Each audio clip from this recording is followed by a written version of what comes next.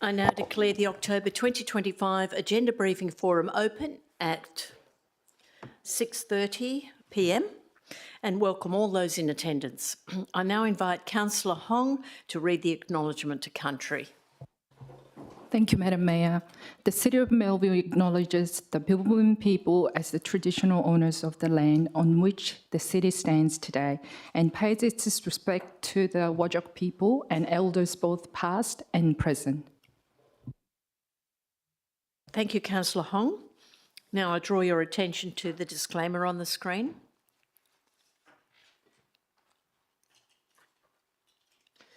The affirmation of civic duty and responsibility on the screen.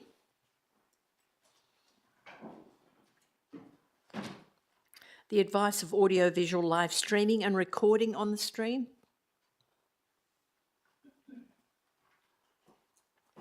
The purpose of the Agenda Briefing Forum on the screen.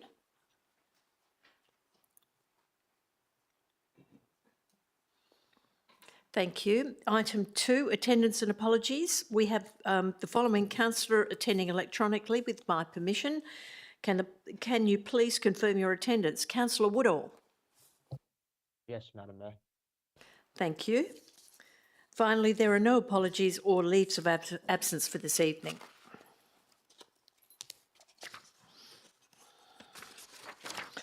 Item 3, declarations by members. We now move on to declarations by members.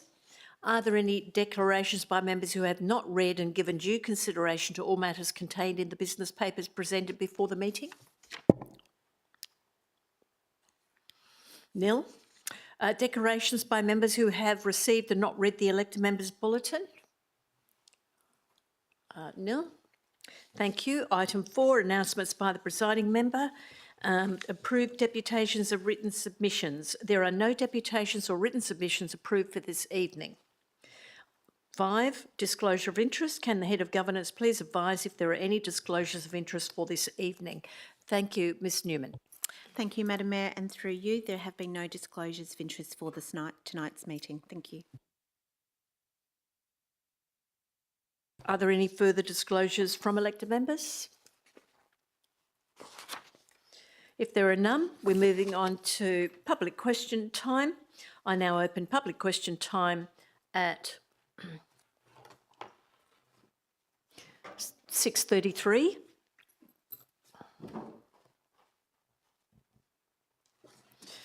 And questions received in writing prior to the meeting. There were no questions received ahead of time for this meeting. Are there any questions from the members of the public? Could you please move forward to the microphone? There need to be questions on items that are at this meeting. Okay, please identify yourself and your suburb. Thank you, Lady Mayor. Yes, my name is Drayton. Hello, good evening, everyone. Drayton Morley. I am a resident of Willagee and in the ward of Palmyra, Melville, Willagee, and actually a candidate for the upcoming election. Good evening, everyone. I have a question which I did submit online prior to the meeting. However, it may have been received late, so my apologies for that, for the late submission. But the question that I submitted online, I believe, goes to one of the items on the agenda on tonight's meeting, which is the item about petitions. Under the agenda, there was a nil written under petitions on the agenda. So my question is direct to that. Why has the petition signed by 244 residents seeking to prevent the removal of old growth banksia and grass trees at John Connell Reserve in Bull Creek, Leeming, that provide a habitat for black cockatoos and also contribute to the tree canopy in Melville, in order to add an additional cricket pitch for the local cricket club's use, not being included on the agenda for tonight's agenda briefing forum? Thank you. I will ask the Head of Governance to answer that. Ms Newman. Thank you, Madam Mayor, and through you, thank you for the question, Mr Worley. The petition was only received by the governance team today. It will be distributed as part of the final agenda on Friday of this week. Thank you. Oh, excuse me. the microphone. I have a supplementary question, Lady Mayor. Yes, please. Thank you for that, Head of Governance. Appreciate that response. And considering that the significant environmental impact of this issue and the removal of those trees, how does the council justify removing mature trees at John Connell Reserve for an additional cricket pitch when alternative sites are available? In addition to that, how does council plan to ensure that development projects in Melville promote growth while still preserving the urban tree canopy of the area? And thirdly, this is the final one, if you bear with me for one moment, how can residents of Melville trust the council's decisions to protect the urban tree canopy, especially considering the 244 signatures on the petition to prevent the removal of mature trees at John Connell Reserve amidst urban development pressures? Thank you. I'll just get Ms Newman from Governance to respond. Thank you. Thank you, Madam Mayor, and again, thank you, Mr Morley, for the questions. Pleasure. Those questions don't relate to items on the agenda tonight, and under our meeting procedures, the agenda briefing forum is to deal with items that are on tonight's agenda. That matter will be considered next week, and you can submit those questions to the ordinary meeting of council next week. Thank you. Forgive my ignorance, Head of Governance and Lady Mayor and all councillors. I assumed that because there was an item saying nil under petitions that I may have been able to raise this issue this evening, but I will, through a deputy, raise that issue next meeting. Thank you. Thank you. Are there any further questions from the gallery? If there are no further questions, I now declare the meeting closed at, the question time closed at 6:37. You're all really hoping it was going to be closed, weren't you? No, don't get too excited. Question time is closed at 6:37, so thank you. Item 7, awards and presentations. This item will be dealt with at the ordinary meeting of council. Item 8, applications for new leave of absence. This item will be dealt with at the ordinary meeting of council. Number 9, confirmation of minutes. This item will be dealt with at the ordinary meeting of council. Item 10, new business of an urgent nature. There is no new business of an urgent nature. Item 11, identification of matters for which meeting may be closed. There are no items identified as confidential for this evening. Item 12, petitions. The council is advised that a petition has been received by the City of Melville from Miss Sibold of Applecross and will be included as a late item and distributed to elected members on Friday, 10th of October. Item 13, adoption of recommendations en bloc. This item will be dealt with at the ordinary meeting of council. We're now moving on to reports for this evening. C25 322, Common Seal, October. Are there any questions for the Head of Governance, Ms Newman? If there are no questions, I'll move on to the next item. Item C25 323, investment statements for August. Ms Ferreira is available. Acting Director Corporate Services is available for questions. Any questions? Councillor Edinger. Thank you, Madam Mayor.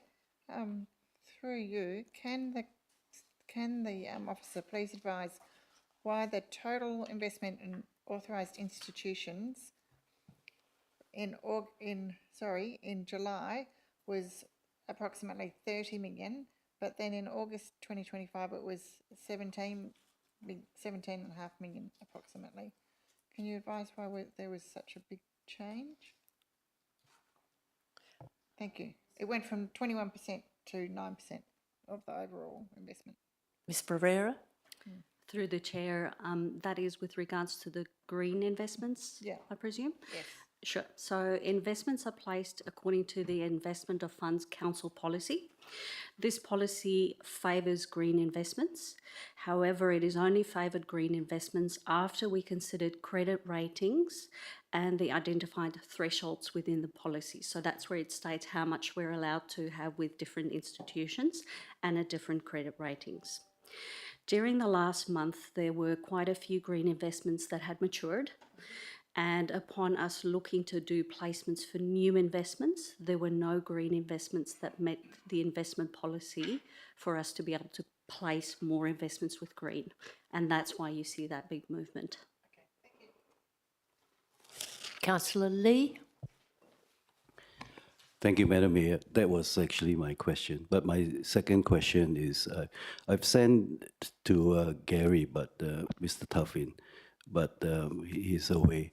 So my question is, with the interest rate cut 3 times this year and more expected end of the year, so is the investment team monitoring whether we can lock in some higher interest rate, because we got a lot of investments in term deposit and they need to be protected and hopefully maintained at the same rate that we were enjoying before. Thank you. Ms Pereira? Through the chair, yes, we are investigating every time we do investments. We do contact different banks to see what rates are on offer. And as per the investment policy, we take the best rate on the day when we make investments. It is also true that with the changes in interest rates, it is impacting the city, and that the interest rates that we are being offered is less. I will also note that we have done a request for quotation for investment advisory services and are busy in the process of awarding that contract, and we hope to bring that back to council for elected member briefing sessions in the future to show you what we can do in that space. All right, are there any further questions from elected members? Councillor Spanbrook. I do have. Thank you, Madam Mayor. Just with regard to what the category of the investments, that I'm pleased that you've moved now from the B categories, and now I can see that there's quite a large sum within the AAA. Unfortunately, I left my paperwork home, but can you just explain how many banks are actually included in that in the 141 mil, please? Thank you. Ms Pereira? Through the chair, you're referring to the breakdown within the different banks? Yeah, they're correct. The ones that are held in the AA plus to AA minus. So what institutions, or how many, just the number of how the institutions will be fine, are they? Sure. So on page 14 of the agenda is the summary in terms of how the investments are placed. And on page 15 is the breakdown for the different banks. So we've got Bank of Queensland, Bendigo and Adelaide, Suncorp, NAM and Westpac. Those are the different banks that we have investments with. Thank you for that. I don't have that page. That's what I was looking for. No, thank you. Great. Pleasure. Okay, thank you. Any further questions? Councillor Lee. Thank you, Madam Mayor. I've asked Ms. Pereira before, and is that doable? I think maybe I have to ask this in another session. The lot of eastern states councils, their rates are capped permanently. So for us, we have the luxury in WA to, if we are short, we just increase the rates. So I've asked you before, is that doable? Capping the rates, because a lot of the residents kept asking if it's possible with so much income, whether we can try that. Thank you. I'll ask the CEO, Ms Bowman, to respond. Thank you, Madam Mayor. Thank you, Councillor Lee. That's probably not specifically relevant to this particular item, so happy to speak with you about that after the agenda briefing forum. So thank you. Okay, are there any further questions from elected members? If not, I'm moving on to the next item. C25-324, Schedule of Accounts paid for August. Are there any questions? Councillor Lim? Yeah. Thank you, Madam Mayor. Just looking at the corporate purchase cards again. Sorry. I did notice that there was a few large payments, to companies such as like company directors and whatnot, which I think can be done through purchase orders process instead of through the company card. Can you comment on that? Thank you. Ms Pereira? Thank you. through the chair, will take that one on notice. Are there any other questions on this item? If there's no further questions on this item, we'll move on to the next one. C25-325, Statements of Financial Activity for August. Councillor Edinger. Thank you, Madam Mayor. I'm just wondering, I have a couple of questions. The first one relates to the summary of general debtors aged 90 days or greater for the month ended 31st of August. On that list, there's a line item relating to Brentwood Coruna Sporting Association with a debt of $41,186. And then the narration speaks to an email being received in May, and then they received some money in June, approximately $6,700. Can you please advise if there's been any additional funding? They were looking to get some sponsorship. I don't know if that was to go towards paying off this debt, but it's just sort of sitting on our books, and it would be good to get a bit of clarity around how it's going to be closed out. Thank you. Ms Ferreira? Oh, Ms Pickering. Okay, thank you. Ms Pickering. Thank you. Thank you for your question, Councillor Edinger. That sporting association has been actively pursuing some sponsorship and has been quite successful recently in securing $10,000 from Summit Homes in sponsorship, which is being used to pay off the debt. And we're also working with the club to look at other ways that they can bring that debt down as well. Yeah, thank you. That's my other question. Yes, carry on, Councillor Edinger. So just moving on to the proposed budget amendments. Two of the proposed budget amendments relate to the public toilet renewal at Picton Baths and the change room upgrade at Toy Park and the Blue Gum Community Centre redevelopment and the change room upgrade at Leaming Rec Centre.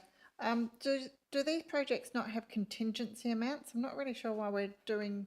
It says additional funding required to fund cost overruns due to unforeseen issue. It says asbestos found in the ground. That might be at the Bicton Baths. And then savings from the Troy Park change room upgrade. What were the savings from? That would be really good to know. And then the next one is additional funding required to fund cost overruns. So once again, do we not have a contingency within this project that could have dealt with that? Because it's quite a substantial amount. And then there's more latent issues.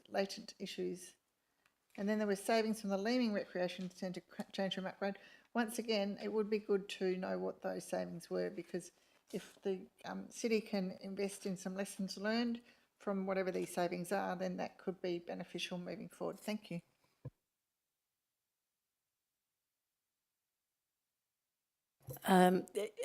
Would Ms Pickering or Ms Ferreira wish to answer any of those questions? I'm happy to take it on notice. Or take it on notice?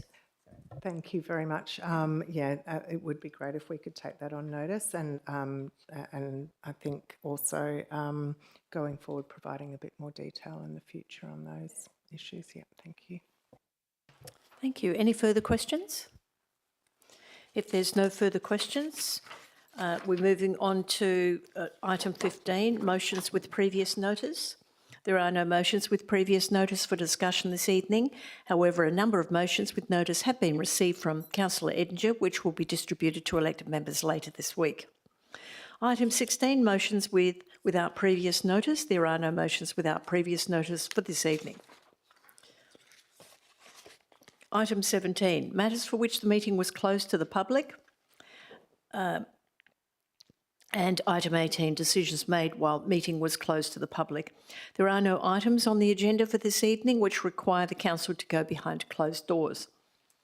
Number 19, closure. Prior to the meeting closure, I would like to remind the council that the following late items will be distributed later this week. UP 2587, Metropolitan Region Scheme Development Application Referral Response, Applecross Ferry Terminal, and a receipt of a petition item, and motions with notice from Councillor Edinger. So for the purposes of the minutes, can the following councillor please confirm he's still in attendance? Councillor Woodall. Yes, Madam Mayor. Thank you. There being no further business, I declare the meeting closed at 6:50. Thank you for your attendance, and if you could remain behind for a few minutes, please.